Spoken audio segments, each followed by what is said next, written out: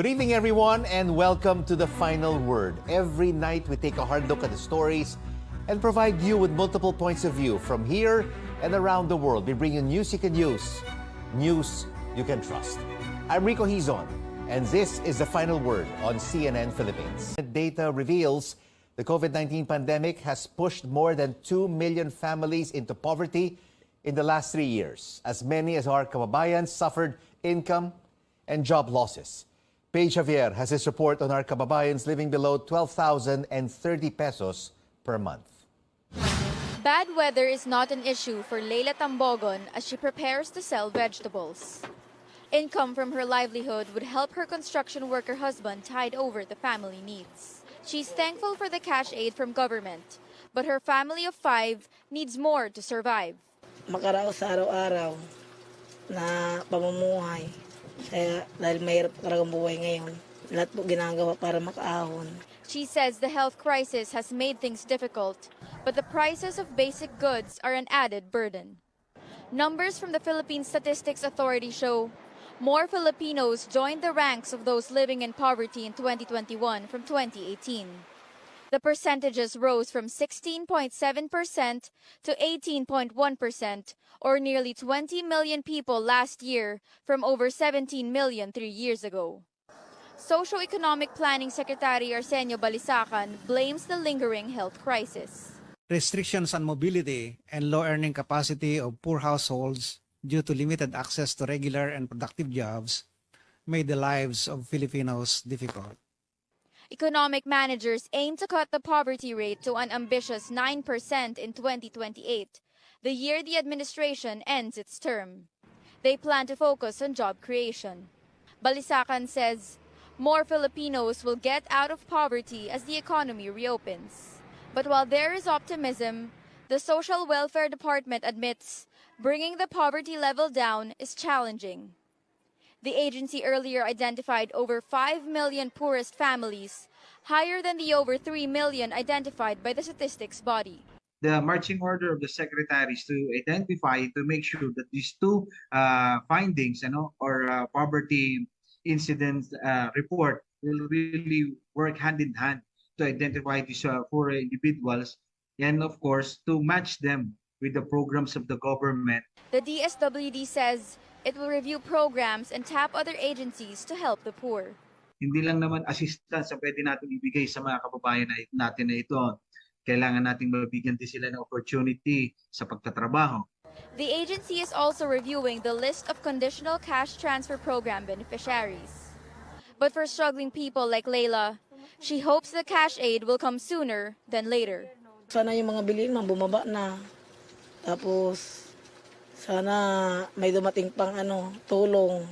Paige Javier, CNN Philippines. Let's get some answers now from the National Anti-Poverty Commission's Paterna Ruiz. Yusek, thank you so much for joining us. Are you concerned with this rise in poverty levels in the country? Magandang gabi sa lahat. Of course, we are very concerned.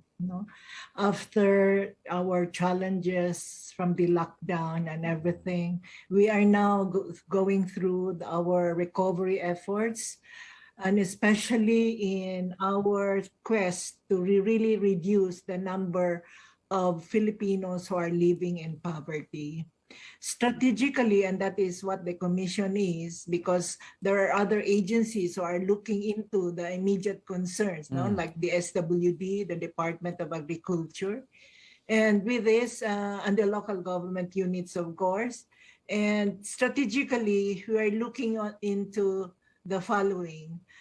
It is really one of the lessons learned in the pandemic is that the food security. The food security was really very weak. We are not food secured as a country. So the strategy now the Department of Agriculture is going into, and we are recommending some policy reforms and policy formulation aspect.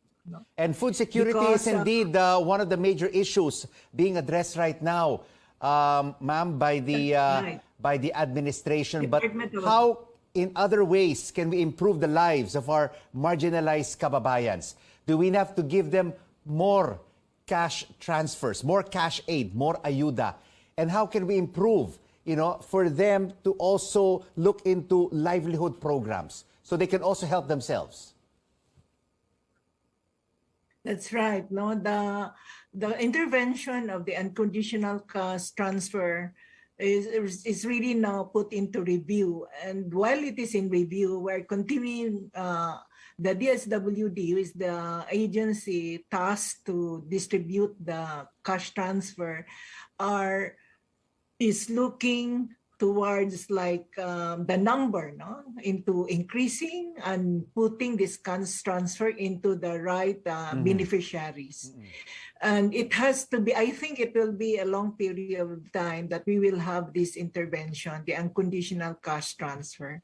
On the second also is we have to control the rising food prices. If our threshold, poverty threshold is 12,000, for a rural area, it will not be a challenge, a little maybe. But for the urban areas we all know that because we have poverty in the countryside, so people, the pull factor will go to the urban areas because there is immediate cash. Right. So the 12,000 is really a challenge. Yes, ma'am. And how the to- government also estimates that a family of 5 needs an additional 2,719 pesos per month to move out of poverty. How can this be provided? 2,000, I don't think so. No, we need more. Maybe little steps. Maybe the poverty, the income, the income generation would have an increase, of 2,000, and step by step. We all know that during the PRRD administration for 2040, we envision a middle-class society, but that is a long way to go, especially during this, after the post-pandemic era.